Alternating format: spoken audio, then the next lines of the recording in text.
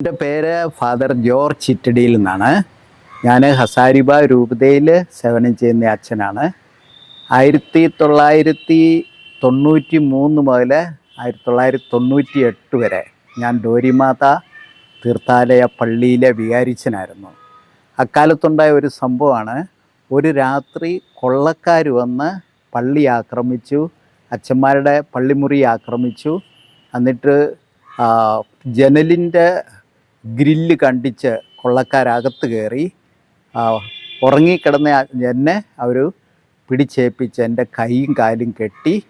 എന്നിട്ട് എന്നോട് ചോദിച്ചു, വീട്ടിലെന്തൊക്കെയുണ്ട്, സാധനങ്ങളെ എല്ലാം എടുത്തതാ, എല്ലാ മുറികളും കൊണ്ടു നടന്ന് കാണിച്ച് അവർ പറ്റുന്ന എല്ലാ സാധനങ്ങളും പെറുക്കി എടുത്തു കൊണ്ടുപോയി.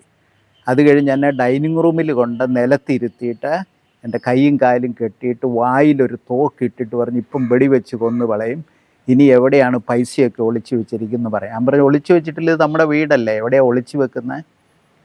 കുറേ തെറിയെല്ലാം പറഞ്ഞു.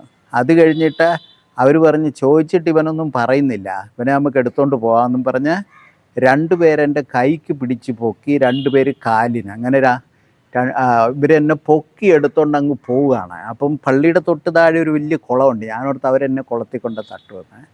ഉടനെ ഞാൻ പറഞ്ഞു, ഡോരിമാതാവേ എന്നെ രക്ഷിക്കണേ എന്ന് ഞാൻ മനസ്സിലങ്ങ് പ്രാർത്ഥിച്ചു. കാരണം ആരും രക്ഷപ്പെടുത്താനില്ല, 2 മണി രാത്രി സമയം. ഉടനെ പെട്ടെന്ന് എൻ്റെ അങ്ങ് ബോധം മറിഞ്ഞു പോയി. അത് കഴിഞ്ഞ് ഞാനിങ്ങനെ ആകാശത്തിൽ കൂടെ ഒരു പക്ഷി പോലെ പറന്ന് നടക്കുന്ന പോലെ എനിക്കങ്ങ് തോന്നി. ഒരു കനമൊന്നുമില്ല, അങ്ങനെ പറന്നു പോകുന്ന പോലെ ഒരു നല്ല ഫീലിംഗ് അങ്ങ് തോന്നി. കുറച്ച് കഴിഞ്ഞപ്പം പിന്നെ എനിക്ക് മനസ്സിലായി ഇവരെന്നെ പൊക്കി എടുത്തുകൊണ്ട് പോകാമെന്ന്. ഉടനെ ഞാൻ പറഞ്ഞു, ഡോരിമാതാവെ എന്നെ രക്ഷിക്കണേ എന്ന് ഞാൻ മനസ്സിലങ്ങ് പ്രാർത്ഥിച്ചു കഴിഞ്ഞപ്പോൾ എൻ്റെ ശരീരം മുഴുവൻ ഒരു എണ്ണ പോലെ അങ്ങ് ഒഴുകാൻ തുടങ്ങി. മേലെല്ലാം അങ്ങ് തെന്നിപ്പോയി. ഇവർ 2-3 പേര് കൂടി പിടിച്ച് പൊക്കുമ്പോൾ തെന്നി താഴോട്ട് വീഴുക, പിന്നെ അവർ പൊക്കി എടുക്കുമ്പോൾ പിന്നെ തെന്നി താഴോട്ട് പോവുക. അവസാനം അവർ പറഞ്ഞു, ഇവനെ ഇവിടെ ഇട്ടേക്കാൻ പറഞ്ഞു. കഴിഞ്ഞ് അവരെന്നെ നിലത്തിട്ടിട്ട് അവർ മേശയിൽ എൻ്റെ കാല് കെട്ടിയിട്ടു. എന്നിട്ട് അവർ പോയി, സ്ഥലം വിട്ടു. അത് കഴിഞ്ഞപ്പോൾ എൻ്റെ കണ്ണ് മൂടിക്കെട്ടിയിരിക്കുകയാണ്, വായിലും തുണിയൊക്കെ വെച്ചിരുന്നത്. അപ്പോൾ എനിക്ക് മിണ്ടാൻ പറ്റി, ശ്വാസം വിടത്തില്ലായിരുന്നുകൊണ്ട് ഞാൻ എന്നിങ്ങനെ സ്വരം വെച്ചപ്പോൾ എൻ്റെ തൊട്ടടുത്ത് തന്നെ തല വെച്ച് എൻ്റെ ഈ ഭക്ഷണം പാകം ചെയ്യുന്നൊരു പയ്യനുണ്ടായിരുന്നു, പുള്ളി അവിടെ കൊണ്ടൊക്കെ കിടത്തിയിരുന്നു. അപ്പം ഞങ്ങൾ അങ്ങോട്ടും ഇങ്ങോട്ടും ഹെൽപ്പ് ചെയ്ത് ഈ കണ്ണിൽ കെട്ടിയിരുന്ന തുണിയൊക്കെ അഴിച്ചു. എന്നിട്ട് ഒരു തരത്തിൽ അങ്ങോട്ടും ഇങ്ങോട്ടും ഹെൽപ്പ് ചെയ്ത് കാലിലെയും കയ്യിലെയും തുണിയൊക്കെ അഴിച്ചിട്ട് ഞങ്ങൾ പുറത്തിറങ്ങി ഒരു വടിയൊക്കെ എടുത്തുകൊണ്ട് ഓടി ഇവരുടെ പുറകെ. ഉടനെ കുക്കനോട് പറഞ്ഞ്, അച്ഛാ പുറകെ ഓടരുത്, അവർ വെടിവെക്കും. പിന്നെ ഞങ്ങൾ പോയില്ല, തിരിച്ചു വന്നു.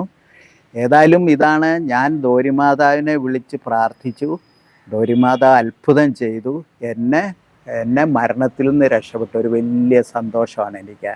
ഡോരിമാതാവിന് നന്ദി.